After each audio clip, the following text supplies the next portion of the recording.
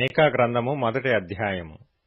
యోతాము, ఆహాజు, హిజ్కియా అని యూదారాజుల దినములలో షోమ్రోనును గూర్చియు యెరూషలేమును గూర్చియు దర్శన రీతిగా మొరష్తీయుడైన మీకాకు ప్రత్యక్షమైన యెహోవా వాక్కు. సకల జనులారా ఆలకించుడి. భూమి, నీవును నీలోనున్న సమస్తమును చెవియొగ్గి వినుడి. ప్రభువగు యెహోవా మీ మీద సాక్ష్యము పలుకబోవుచున్నాడు. పరిశుద్ధాలయములో నుండి ప్రభువు మీ మీద సాక్ష్యము పలుకబోవుచున్నాడు. ఇదిగో, యెహోవా తన స్థలము విడిచి బయలుదేరుచున్నాడు. ఆయన దిగి భూమి యొక్క ఉన్నత స్థలముల మీద నడువబోవుచున్నాడు. ఆయన నడువగా అగ్నికి మైనము కరుగునట్లు పర్వతములు కరిగిపోవును, లోయలు విడిపోవును. వాటము మీద పోసిన నీరు పారునట్లు అవి కరిగి పారును. యాకోబు సంతతి చేసిన తిరుగుబాటును బట్టియు ఇశ్రాయేలు సంతతి వారి పాపములను బట్టియు ఇదంతయు సంభవించును.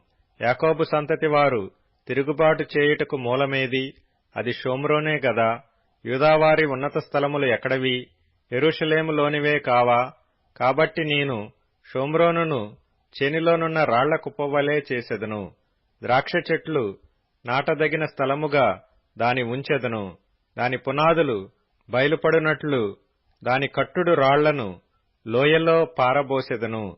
దాని చెక్కుడు ప్రతిమలు పగులగొట్టబడును. దాని కానుకలు అగ్నిచేత కాల్చబడును. అది పెట్టుకొనిన విగ్రహములను నేను పాడుచేతును. అది వేశ్యయై సంపాదించుకొనిన జీతము పెట్టి వాటిని కొనుక్కొనెను గనుక అవి వేశ్యయగు దాని జీతముగా మరలా ఇయ్యబడును. దీని చూచి నేను కేకలు వేయిచు ప్రలాపించుచున్నాను. ఏమీయూ లేకుండా దిగంబరినై నక్కలు అరుచునట్లు అరుచుచున్నాను. నిప్పుకోడి మూల్గునట్లు మూల్గుచున్నాను. దానికి తగిలిన గాయములు మరణకరములు. అవి యూదాకు తగిలియున్నవి. నా జనుల గుమ్మముల వరకు, యెరూషలేము వరకు అవి వచ్చియున్నవి. గాతు పట్టణములో దీనిని తెలియజెప్పవద్దు. అచ్చట ఎంతమాత్రమును ఏడ్వవద్దు. బేత్లెయప్రలో నేను ధూళిలో పడి పొర్లితిని. షాఫీరు నివాసి, దిగంబరివై అవమానమునుంది వెళ్లిపొమ్ము. జయనాను వారు బయలుదేరక నిలిచిరి. ప్రలాపము బేతెజెలులో మొదలుపెట్టి జరుగుచున్నది. మారోతు వారు తాము పోగొట్టుకొనిన మేలును బట్టి బాధ నొందుచున్నారు. ఎలయనగా యెహోవా యొద్ద నుండి కీడు దిగి యెరూషలేము పట్టణ ద్వారము మట్టుకు వచ్చెను. లాకీషు నివాసులారా, రథములకు యుద్ధపు గుర్రములను కట్టుడి.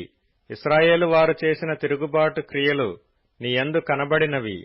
అది సీయోను కుమార్తె పాపమునకు ప్రథమ కారణముగా ఉండెను. మోరెషద్గతు విషయములో మీరు విడుదలకై కోలు ఇయ్యవలసి వచ్చును. అగ్జీబు ఇండ్లు ఇశ్రాయేలు రాజును మోసపుచ్చునవై ఇండును. మారేషా నివాసి, నీకు హక్కుదారుడగు ఒకని నీ యొద్దకు తోడుకొని వత్తురు. ఇశ్రాయేలీలలోని గనులు అదుల్లామునకు పోవుదురు. సీయోను, నీకు ప్రియులగు వారు నీ యొద్ద నుండకుండా పట్టబడియున్నారు.